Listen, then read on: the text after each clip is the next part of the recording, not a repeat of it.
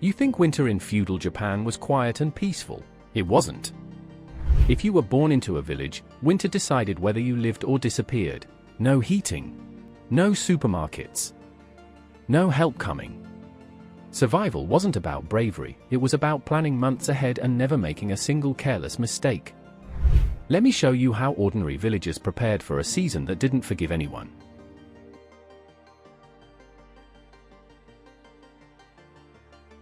If you think winter survival in feudal Japan started when the first snow fell, you'd already be in trouble.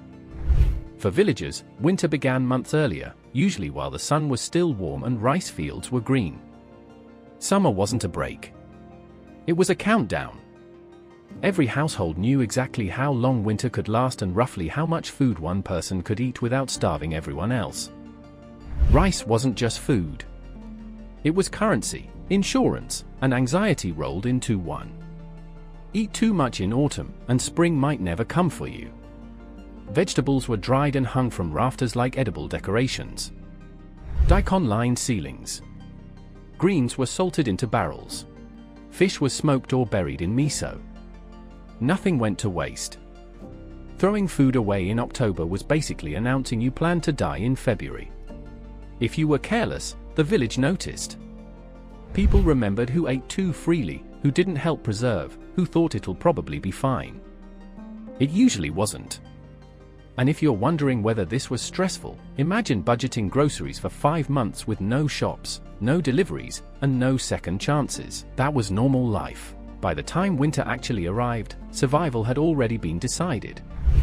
The snow just revealed who planned well and who didn't. And once the cold truly set in, planning stopped mattering, because now it was all about heat.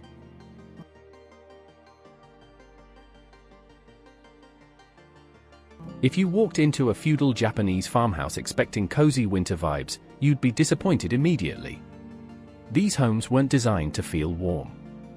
They were designed to waste as little heat as possible. Comfort was a luxury. Survival was the goal. Walls were thick. Windows were tiny. Floors were dirt or packed earth, which sounds miserable until you realize dirt doesn't steal heat as fast as wood or stone. Furniture was minimal, because empty space is easier to warm than clutter.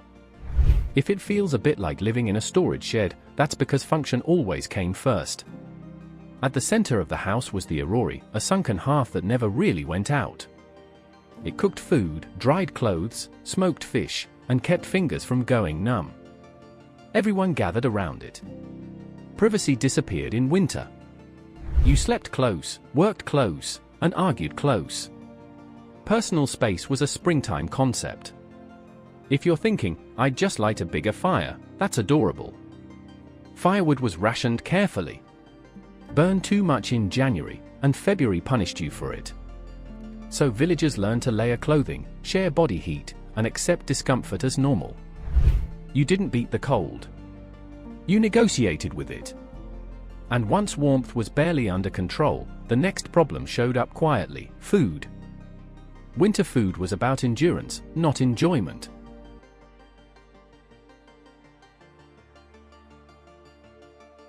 If you're imagining winter meals in feudal Japan as cozy bowls of comfort food, let's reset expectations. Winter food wasn't about flavor. It was about not collapsing halfway through the season. Taste was optional. Calories were not. Meals became repetitive fast. Rice was stretched with millet or barley. Soups were thick, vegetable heavy, and familiar in the same way a Monday feels familiar. Pickles showed up constantly. Fermented greens, salted daikon, miso soaked everything. If it could survive months in a barrel, it was invited to dinner. Fresh food? Rare. Meat? Even rarer. And yet, people survived because these meals were designed for endurance. Fermentation kept digestion working when diets were limited. Pickles replaced minerals lost to cold and hard labor. Hot broths conserved energy by warming the body instead of forcing it to generate heat. If you skipped meals or complained too much, your body paid for it quickly. Weakness meant you couldn't work. And if you couldn't work, you didn't earn your share. So winter eating wasn't indulgent. It was strategic. You ate to stay upright, not satisfied. And once food was rationed and meals were simplified, villagers faced the next challenge, managing the cold itself, day after day, without burning through everything they had left.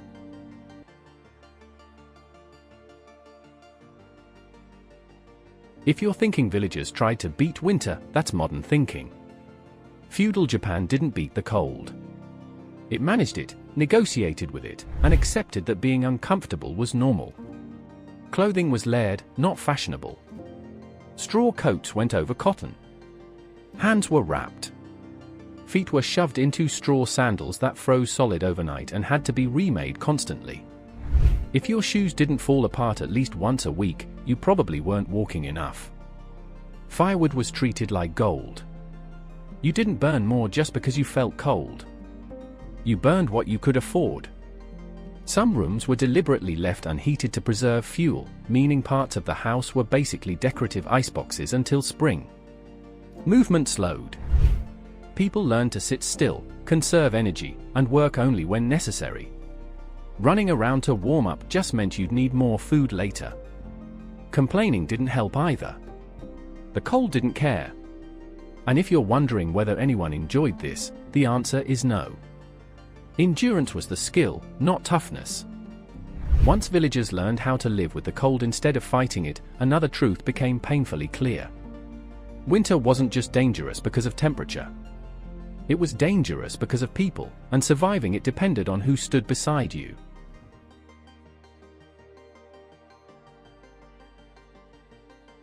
If you think villagers survived winter through rugged individualism, you wouldn't have lasted a week.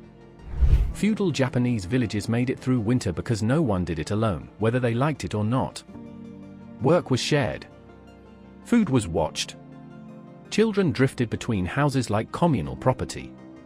If someone fell sick, neighbors stepped in, not out of kindness, but because losing one worker made everyone's winter harder. Survival was math, not sentiment. And yes, people noticed everything. Who helped with harvest? Who skipped preservation work? Who suddenly needed extra food when snow fell? Winter had a long memory, and reputations mattered more than strength.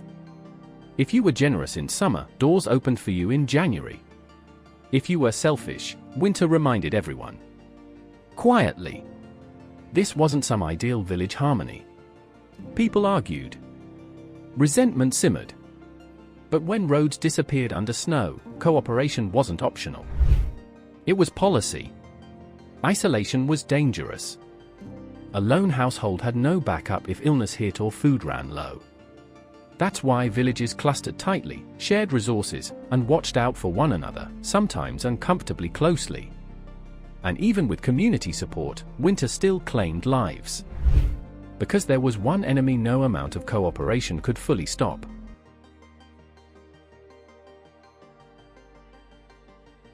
If you think cold was the deadliest part of winter, here's the uncomfortable truth: it usually wasn't. Illness was. And it didn't arrive dramatically. It crept in quietly, one cough, one fever, one small cut at a time. There were no village doctors on call. No medicine cabinets. No antibiotics. A chest infection, a stomach illness, or an infected scratch could slowly knock someone out of daily work, and once that happened, things spiraled fast. Weak body meant less food. Less food meant weaker body. Winter loved that loop. Villagers knew this, which is why prevention mattered more than treatment. Hot meals weren't comfort food. They were protection. Fermented foods helped digestion when diets were limited. Clean water was guarded carefully. Cuts were wrapped. Exhaustion was avoided when possible. If you're wondering whether people just pushed through, sometimes they tried. And sometimes that's exactly what killed them. What made this worse was timing. Illness in winter was harder to recover from because the body was already under stress. There was no surplus energy to burn. And even then, people kept going. They had to. Because winter didn't care if you were sick. And just when villagers thought the worst was behind them, one final truth hung over every household: spring was never guaranteed.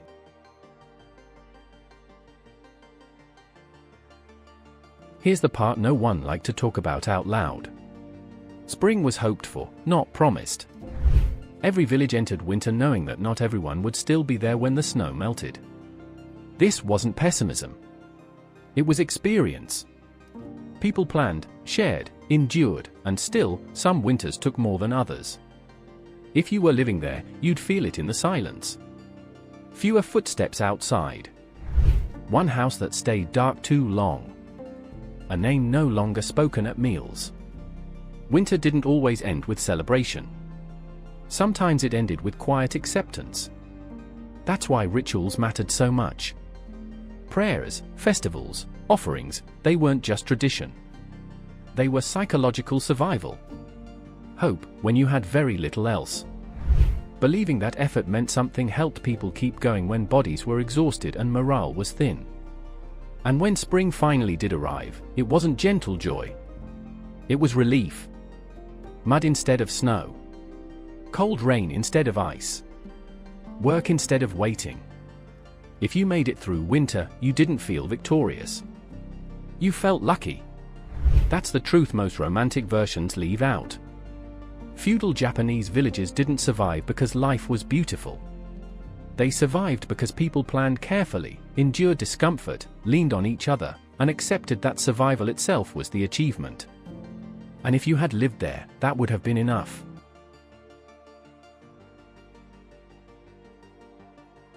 At this point, you might be thinking, okay, but that was centuries ago.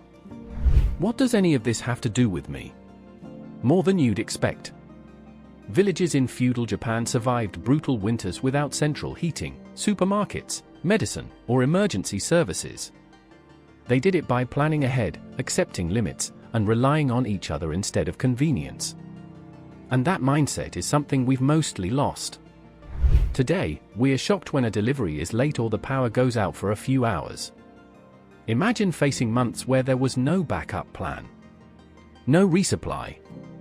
No help coming from outside the village. You prepared properly, or winter taught you a lesson you didn't forget. What's striking isn't how tough these people were. It's how realistic they were. They didn't expect comfort. They expected hardship, and they organized their lives around managing it. If you dropped into that world, your biggest challenge wouldn't be the cold. It would be adjusting your expectations. Learning to slow down. To share. To accept discomfort without panic. Feudal villagers didn't survive because they were stronger than you. They survived because they understood something simple and uncomfortable. Nature doesn't negotiate. But people can. And that might be the most modern lesson hidden in the coldest winters of the past. So now you know, feudal Japanese villages didn't survive winter through comfort or luck. They survived through planning, restraint, and community, knowing that spring was never guaranteed. That's the part history often skips. If this video changed how you see everyday survival in the past, hit like so more people can discover it. And if you want more grounded, myth-free looks at how ordinary people actually lived through extreme conditions, subscribe and turn on notifications. Let me know in the comments which harsh environment or forgotten way of life you want to explore next.